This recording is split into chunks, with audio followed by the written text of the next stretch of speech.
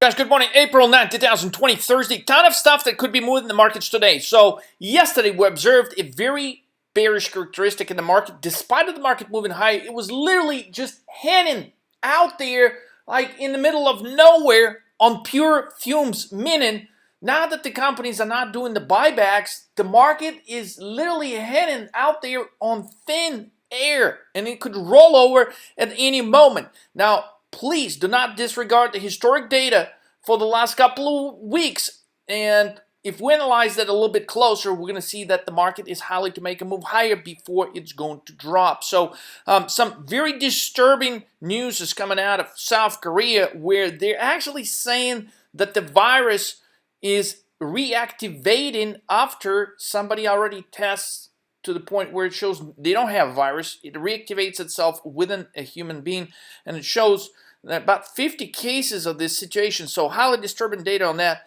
VIX refuses to drop under 40, guys. Technically, with the type of rally we had yesterday in the market, VIX should have gone under 40. It keeps staying there. The question is why? Well, it tells us that there's still a large number of investors, a large number of institutions that are buying protection. They think that this market has got a bigger leg lower from here. So use this opportunity. Use this crazy rallies within this crazy bear market as an opportunity to short stocks. Your exits and entries is what's going to make you the most money, guys. Today is going to be an awesome day to trade, but I would really hold the horses to pull any trigger or any type of positions until about 10, 11 a.m. Okay, that's when the virtual OPEC meeting is actually taking place. And that should cause higher volatility in the markets after 10 a.m., creating some opportunities to the downside based on our projection we're going to show you in this video. So history of Easter points to a drop.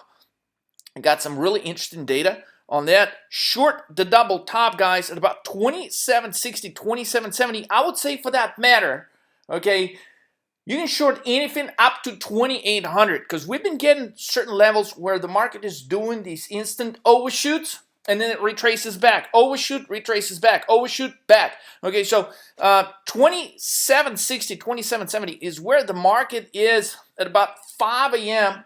Pre-market so far, guys. That was the high that was set, 2769. So it is likely to revisit that at some point throughout the trading session.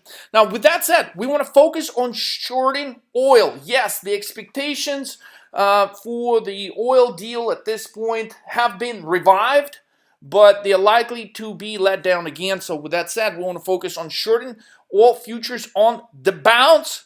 We want to short travel sector on the bounce. That's why I've got BKNG in here. It's been trading on really low volume. Tells us there's a high probability of reversal in that. Zoom's got a lot of issues that have not been brought to surface, and Zoom chart, as pointed out by yesterday's video, it's got very strong characteristic. Every time it pops, it drops. So Tesla is another name we want to stay short. We want to basically buy puts on bounces, and there's a few other clearly trades I will be sending out further alerts throughout the day, guys. So with that said, let's review some historic data. Thanks to Brandon, our VIP trader. Brandon, I appreciate you sharing this. He's done some research. I was incredibly busy with trading with everybody this week and last week. So here's what Brandon was able to discover. Going into Easter, guys, we've got a very strong historic correlation in 2019, 2018, 17, 16, and 14. The market sold off going into the Easter holiday. Also, specifically, since current situation highly resembles that in 2008, we had a sell-off going into Easter on Thursday, and important to understand when you're trying to determine which strikes and which expirations to get today. Notice this, not only Thursday, but Monday as well. So position for Monday on our 13-mark smooth calendar, we were projecting a drop for Monday a few days ago. That still stands our trajectories for Monday to get something like a move 3, a possible gap day on Monday. Okay, now important to understand temporarily, you could be looking at your screen, and when the market opens, you could be like, man, oh man, we have another bad job claims number, but the market is moving higher. Well, it's been doing that. There's no surprise here, guys. It's been doing that last 2 Thursdays. So last 2 Thursdays, we had jobless claims at over 3 million, over 6 million. I don't know what today's number is going to be. It's probably going to be high. I mean, it's probably going to be another 5, 6 million number. Could be 8 million, could be 10. But the point is, the market is not going to get caught off guard. They're already expecting the bad number, and every time we've gotten the bad number, last 2 Thursdays, the market did this. It initially dropped, and then it popped. Now, what could actually happen today, because now it's been repeating every Thursday, we could get exactly the opposite of that. We may not even get a drop at all. We may just straight go higher after 8:30 announcement. But that rally is not going to be sustained because we're going to be running on some major resistance levels, which were created by these gap downs when the market was moving lower in the last month. So considering we're going against some very critical levels, yeah, can we get a move higher, okay, based off this recent trajectories that we've seen on Thursday? Sure, okay, but important to understand that it could be a shift, and the shift could come during the oil negotiations, because it's going to be very easy to, depending on what kind of numbers and specifics are going to surface after this oil meeting, or throughout the day, if any information gets leaked out. The meeting officially starts at 10 o'clock, right? But it's not going to be very easy to do the math on the numbers that are coming out, okay? It's either they're going to cut by what, pretty much it doesn't matter what number they agree on between Russia and Saudi Arabia, okay? It's not going to be able to surprise the market, because really, to offset the supply and demand, we need a huge number. And a huge number is not going to surface in today's meeting or over the weekend, unless the United States is going to cooperate on production cuts, which is not likely to happen. So this move lower could come around on any news that are going to be surfacing throughout this oil meeting. So understanding that we may be starting out positive, but overall we're shooting for a move 11 today, guys, which is going to look kind of like this. So this could be going in, especially into a longer weekend. We could see a sharp sell-off, especially going into the last hour of the trading session. So what we want to do basically is trade the opposite of initial reaction. If you study the cases for the last 2 Thursdays, when the market initially popped higher on this horrible jobless claims numbers, okay, we actually, going into the next day, we reversed the trajectory and the market was dropping off. So today this could be accelerated due to another catalyst that is developing throughout the day, which is the oil meeting. So you want to trade in the opposite of the initial reaction. So if the market responds negatively to the job claims number, I mean, there's always a probability of that. Based off history analogies I just shown you recently, that's not likely to happen. But if we do get a drop after the jobless claims numbers, you want to buy calls. If we do get initial pop, meaning the market rockets higher after the claims numbers at 8:30, you want to short the bounce, okay? This was taken at 4 or 5 a.m. Just a little while ago. And so we were at about 27.32, 27.31. So initially, about 3, 4 a.m., we're popping higher. The market created this level 27.69. So at some point today, we're likely to revisit this level, guys.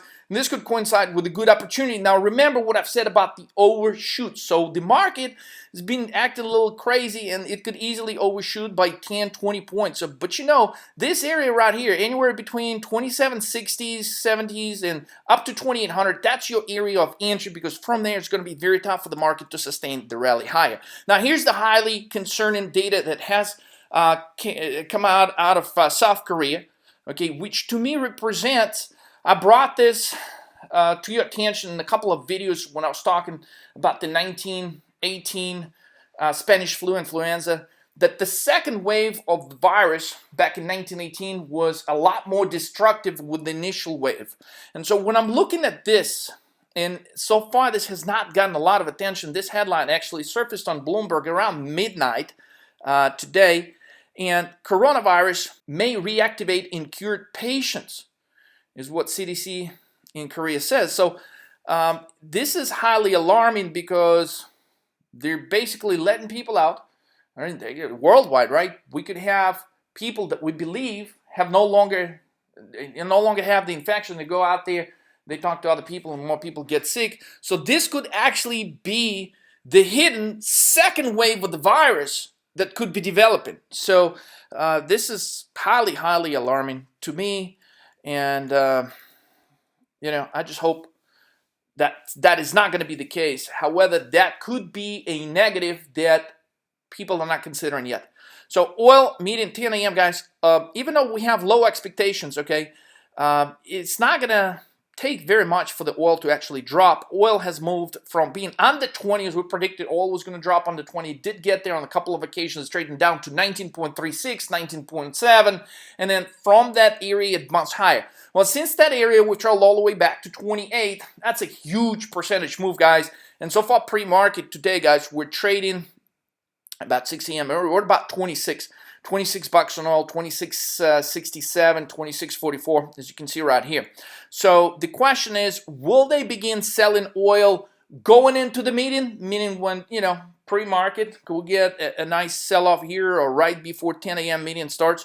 Or are we going to see oil sell off as the median unveils? So this is going to be critical for trading and targeting your entry, or if you trade like S&P futures or the Qs or anything, any futures for that matter. Okay, some of the easier trades you can take clearly would be if you see the initial reaction in oil as a bounce, that's going to be your area to actually buy oil futures puts. You can literally just buy oil futures. I actually talked to a couple of guys recently. You do need if you're with TD Ameritrade, you do need to call them and get your account approved for trading options on futures. And the cool thing about it is you can start trading those, before the market opens. You can start trading those after the market closes. As you can see, a lot of moves in the markets have been happening after market, pre-market. So it gives you a lot more flexibility of being able to exit out of your options pre-market or after market. So really cool stuff. But basically, we're all focused on the oil chart. Does this look bullish to you?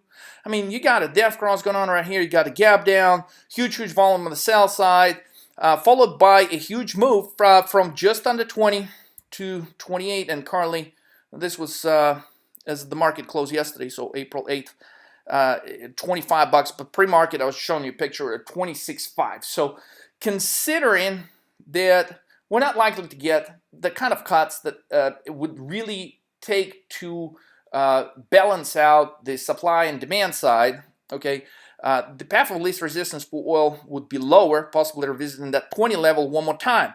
So that creates a nice opportunity, especially if you catch oil on the bounce here. So supply side does not fix the demand side. So even if we find some kind of compromise between OPEC participating countries, OPEC plus, if we do make some kind of deal, let's say they agree on 5 million barrels, or 6 million, or 7 million barrels, it's still way off the mark that would make any meaningful difference to reflect on the current oil prices. So take about 15 million barrels in cuts. So if we get half of that, could the oil temporary stage a bounce? Sure, but it's not going to be a long-lived bounce because the demand side is hurt so much that the mediocre cut on the supply side is not going to compensate for a substantially higher drop in demand, basically just the basics of economics.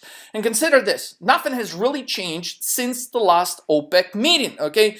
It's not that Russia did not want to cut last time, okay? It's simply that they just did not want to make an unfair deal because Saudis were really pushing on Russia to make substantially higher cuts in relation to what everybody else is going to do. So all Russia wanted was a fair deal. So Russia is still voicing over the last few days, a bunch of interviews were taken, and basically they're saying, hey, we're ready to cut. It's just, will the rest of the world participate?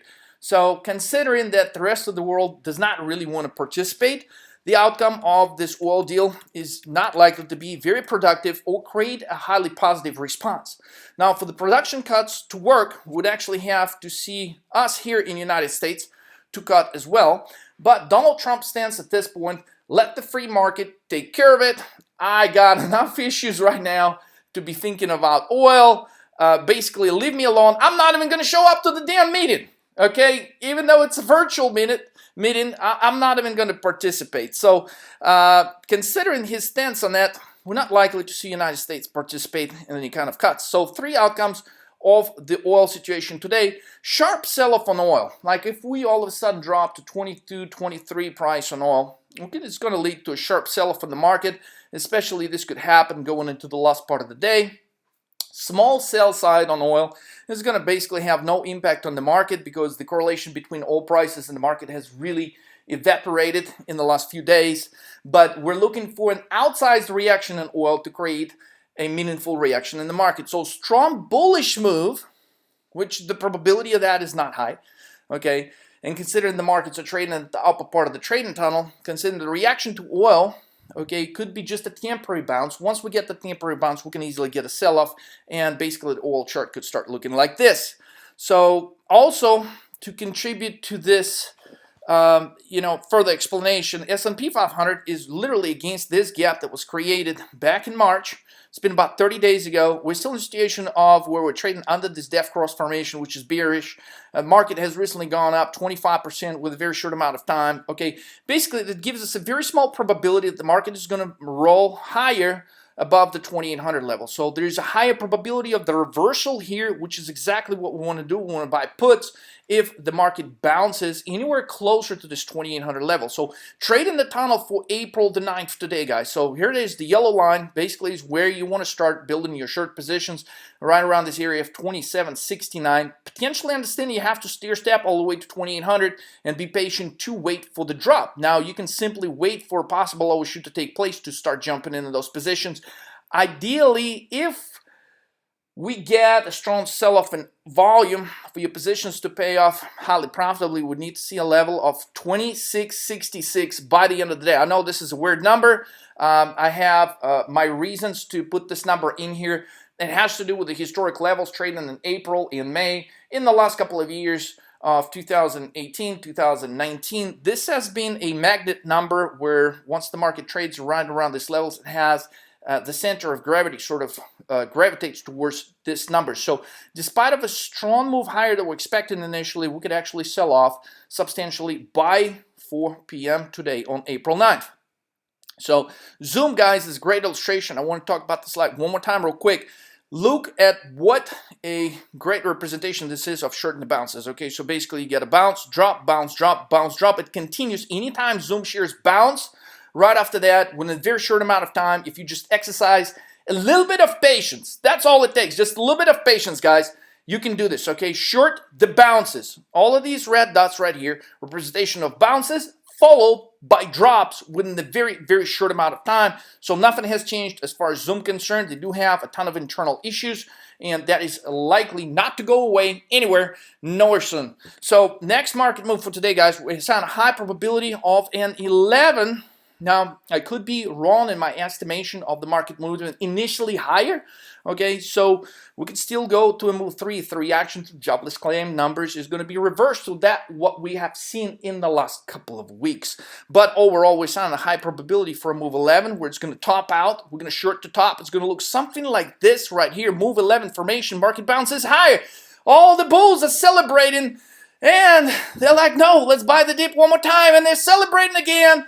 And it's time for the bears to celebrate after the market does this. We got enough catalysts going into today. We have key levels supporting that the reversal is near, guys. With that said, you can buy today's options expiration. You buy next week if you want to be on the safe side, understanding that we could actually create a double top, triple top, basically some kind of multi-top formation right under the 2800 level.